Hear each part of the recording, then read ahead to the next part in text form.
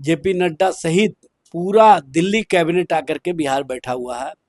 सभी राज्यों के जो भाजपा शासित मुख्य को आयाम दिए, जो बिहार को आगे बढ़ाने का कार्य किया और बिहार को पर्यटन के क्षेत्र से, आईटी सेक्टर से जोड़ करके उन्होंने जो क्रांतिकारी ऐतिहासिक कार्य किए, उसके प्रति आम जन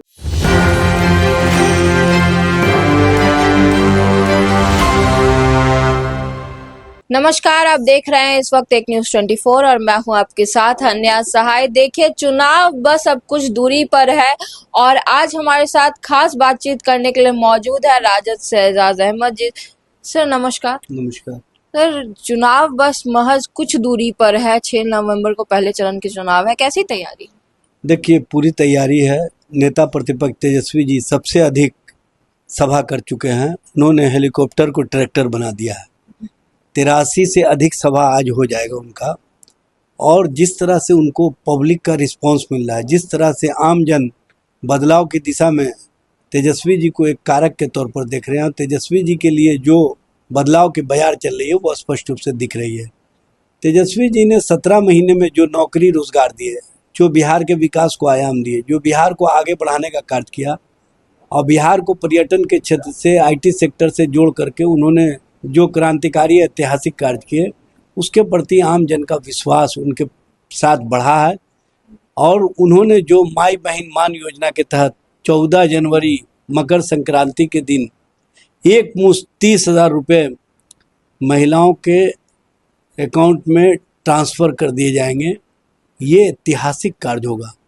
उन्होंने जीविका दीदियों के लिए जो सीएम है उनको परमानेंट करने 30,000 रुपये महीना, जो जीविका दीदी हैं उनके लिए 2,000 रुपया भत्ता, और साथ ही साथ जो जीविका दीदियों ने लोन लिया है उस लोन को हम माफ़ करने का कार्य करेंगे और 2 सालों तक ब्याज मुक्त लोन देने का काम करेंगे। 5 लाख रुपए का बीमा कराएंगे। किसानों के लिए बिजली मुफ्त दिया जाएगा। जो एमएसपी है धान का, उसमें 300 रुपये की वृद्धि की जाएगी अतिरिक्त प्रति क्विंटल, और गेहूं का 400 रुपये प्रति क्विंटल अतिरिक्त भुगतान किया जाएगा। हमारा जो सोच है वो है किसान खुशहाल हो, समाज खुशहाल हो, महिलाएं खुशहाल हो, बिहार खुशहाल हो, और हर घर नौकरी का जो हमारा संकल्प है उसको हम आगे बढ़ाने का काम करेंगे, उसको पूरा करने का काम करेंगे। एजाज जी, एक सवाल आपसे ये पूछना चाहूंगी कि एनडीए के जितने स्टार प्रचारक हैं, बड़े बड़े नेता, बड़े बड़े चेहरे जो है वो लगातार बिहार आ रहे हैं। आज भी स्मृति ईरानी जी पहुंची थी, प्रेस कॉन्फ्रेंस की है, एनडीए की तारीफ की है कि बिहार में विकास करेंगे। राहुल जी और तेजस्वी जी पर भी निशाना साधा। तो आपको लगता है कि इन बड़े चेहरों को देखकर बिहार की जनता के मन में कुछ सवाल उठ सकते हैं? देखिए, बिहार की जनता हतप्रद है कि 37 साल के नौजवान के सामने प्रधानमंत्री नरेंद्र मोदी, गृह मंत्री अमित शाह, रक्षा मंत्री राजनाथ सिंह, भारतीय जनता पार्टी के राष्ट्रीय अध्यक्ष और केंद्रीय मंत्री जेपी नड्डा सहित पूरा दिल्ली कैबिनेट आकर के बिहार बैठा हुआ है। सभी राज्यों के जो भाजपा शासित मुख्यमंत्री हैं वो सब बिहार आकर के बैठे हुए हैं। एक हिमंत विश्व शर्मा बचे हुए थे, वो भी आज बिहार आ गए हैं।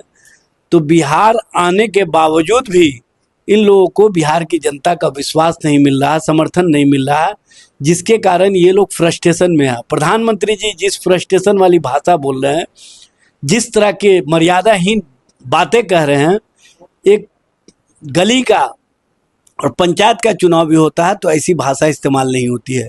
वो कट्टा की बात करते हैं, वो मंगलसूत्र छीनने की बात करते हैं, वो घुसपैठिए की बात करते हैं, वो ज़मीन छीनने की बात करते हैं।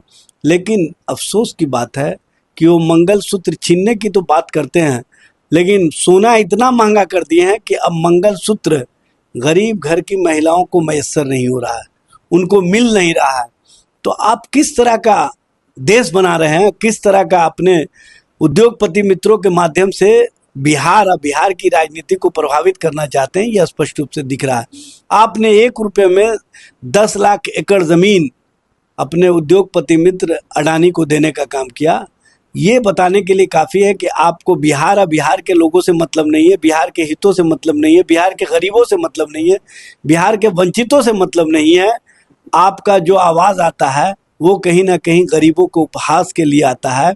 और आप जंगल राज कह के गरीबों, शोषितों, वंचितों, पिछड़ों की जो सत्ता रही है और जो कहीं ना कहीं उनको हक और अधिकार मिला है, उसका उपहास बना करके राजनीति करना चाहते हैं। और राजनीति करने का जो ये आपका तरीका है, बिहार की जनता को पसंद नहीं है। इसीलिए बिहार की जनता ने स्पष्ट संदेश दे दिया है कि बिहार में बदलाव होकर रहेगा और वो बदलाव होगा तेजस्वी जी के नेतृत्व में। यानी एक बड़ी दिलचस्प सी घटना हमारे सामने आई है, अभी बस रास्ते में दिखाई दिया कि इनकम टैक्स गोलंबर से लेकर डाक बंगला चौराहा तक एनडीए के पैम्पलेट्स जो हैं वो जमीन पर बिखरे हुए हैं। और उसमें लिखा हुआ है कि अगर एनडीए की सरकार नहीं आई तो महिलाओं का हक चला जाएगा, जनता परेशान होगी, और तरह तरह की बातें लिखी है और विकास के कार्यों के नाम गिनाए गए एनडीए की सरकार। तो आपको लगता है कि इस तरह का प्रचार जो है वो जनता के मन पर प्रभाव डालेगा? देखिए, सबसे पहले तो जो आपने कहा कि पंफलेट या पर्चा सड़कों पर बिखरे पिले, तो ये स्पष्ट संकेत है कि लोगों को पर्चा ये देना चाह रहे हैं, अब पर्चा लोग लेना नहीं चाह रहे हैं। ये अपनी चर्चा के लिए जिस तरह से धमकी वाला बात उस पर्चा में लिखे हैं, ये कहीं ना कहीं लोकतंत्र, लोकतांत्रिक अधिकारों को कमज़ोर करने वाली बातें हैं। और लोकतंत्र में ऐसा वक्तव्य कोई नहीं देता है।